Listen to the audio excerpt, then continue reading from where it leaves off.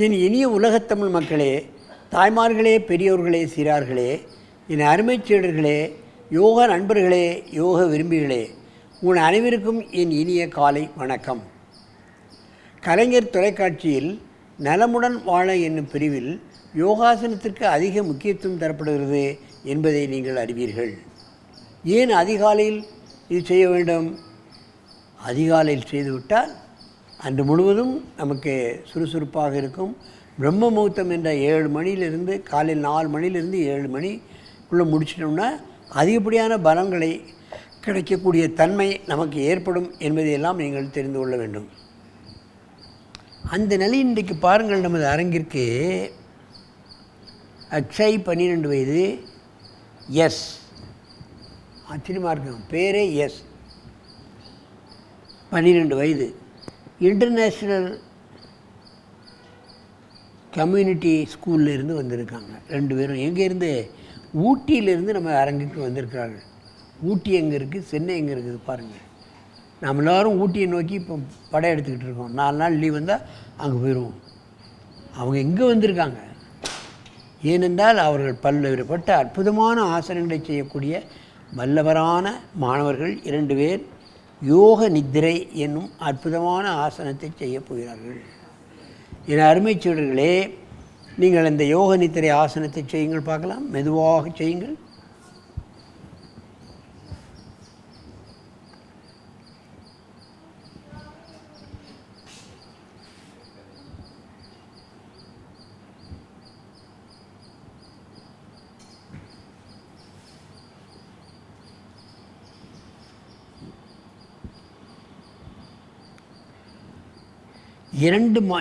இருக்கிறதுலே இந்த ஆசனம்தான் கடினமான ஆசனம். அதை அவர்கள் அனாசாயமாக செய்திருக்கிறார்கள், முழுமையாக செய்திருக்கிறார்கள். நான் ஏற்கனவே பல முறை சொன்ன மாதிரி இந்த ஒரு ஆசனத்தை செய்துட்டு 2-3 தடவை செய்துட்டு போயிடலாம். அத்தனை உள்பாகங்களும் வெளிப்பாகங்களையும் வளைச்சி நெருக்கி இரத்த ஓட்டத்தை எல்லா பாகங்களுக்கும் செலுத்தக்கூடிய அற்புதமான ஆசனம். முனிவர்களெல்லாம் தூங்குவதற்கு இந்த ஆசனத்தை தான் செய்வார்களாம், யோக நித்திரை. இது இப்படியே இந்த ஆசனத்திலே அவங்க தூங்கி விடுவார்கள். மணிக்கணக்காக, நாள் கணக்காக இப்படியே இருப்பார்கள். அதில் ஒரு தனி சுகம் கிடைக்கிறது. அதனால தான் அவங்க அந்த நிலையில் இருக்காங்க. இது செய்வதற்கு மிக கடினம், ரொம்ப நேரம் இருக்கவும் முடியாது. பசங்களை பாருங்கள், அவன் பாடு இருக்கான். பொறுமை வந்து விடும், கவன சிதறல்கள் ஏற்படாது, கான்சன்ட்ரேஷன் ஏற்பட்டு விடும், புத்தி கூர்மை ஏற்பட்டு விடும், நினைவாற்றல் அதிகமாகிவிடும். அதுதான் உண்மை. மெதுவாக இந்த ஆசனத்தை கலையுங்கள்.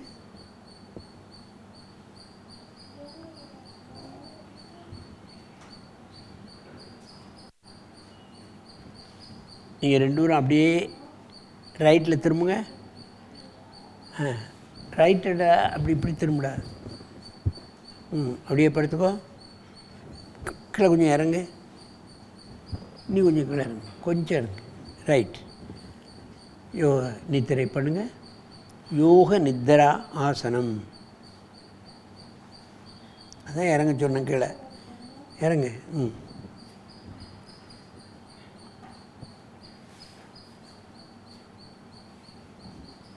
பக்கவாட்டில் செய்கிறோம் பாருங்கள்.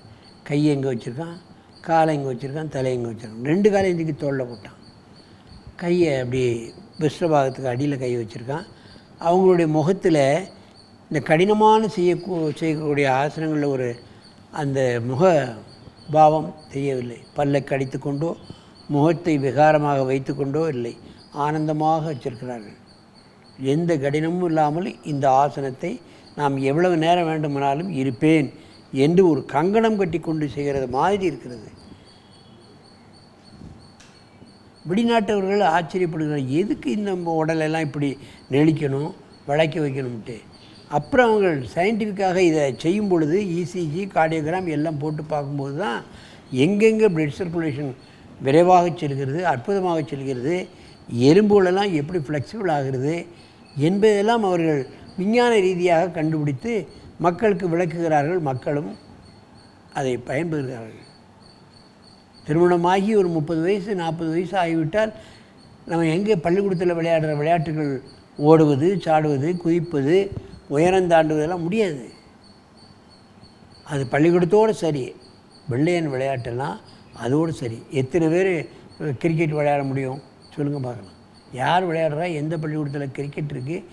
எங்கே சென்னை போன்ற பெரிய நகரங்களில் பள்ளிக்கூடங்களில் ப்ளே கிரவுண்ட் இருக்குது? கிடையாது. ஏதோ தனிப்பட்ட பள்ளிக்கூடங்களிலே இன்றைக்கு ஆசனங்களை தனியாக ஆசிரியர்களை வைத்து கற்றுக் கொடுக்கிறார்களே தவிர அரசாங்க பள்ளிகளில், கல்லூரிகளில் இது கற்றுத்தருவதில்லை. செய்யணும். அங்கே தான் ஏழை பிள்ளைகள் படித்து கொண்டிருக்கிறார்கள். அவர்கள் வளம் பெற வேண்டும், வாழ்க்கையில் வெற்றி பெற வேண்டும் என்று சொன்னால் அங்கே ஆசிரியர்களை போட்டு சொல்லித்தர வேண்டும். மெதுவாக இந்த ஆசனத்தை கலையுங்கள்.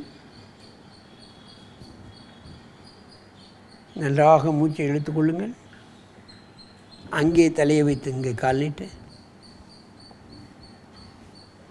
தள்ளிவா, இந்த மாட்டுக்கு வா, படு.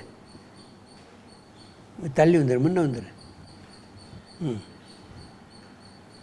போடு. யோக நித்திரை.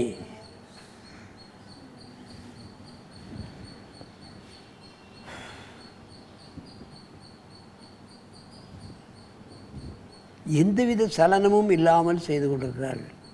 அதுதான் முக்கியம். எப்படி இவர்கள் ஆரம்பித்தார்கள், எவ்வளோ நாள் செய்தார்கள், இது முழுநிலைக்கு வந்திருக்கிறார்கள் என்பதை எண்ணி பார்க்கும் பொழுது வியப்பாக இருக்கிறது.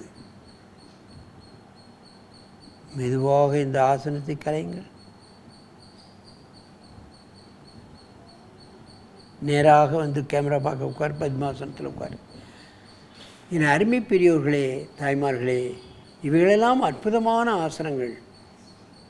சாதாரணமாக எல்லோரும் செய்ய முடியாத ஆசனங்களை செய்கிறார்கள். மாணவர்களுக்கு இளம் வயதில் ஃப்ளெக்சிபிலிட்டி அதிகம்.